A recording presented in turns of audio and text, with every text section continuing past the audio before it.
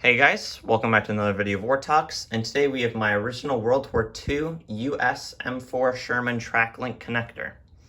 So this piece came off of a old Sherman from France that is not in good condition and parts are being pulled off of it. And so this is one of them. This one is not in the best of shape, but it does give you a really good idea of what one looks like and the size of one. So there are a few different models of these. You can see it's bent here, broke off at the bottom. Right here you'd have a block screw.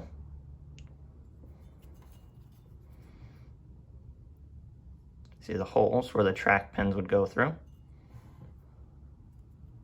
See a chunk of metal was taken out of here.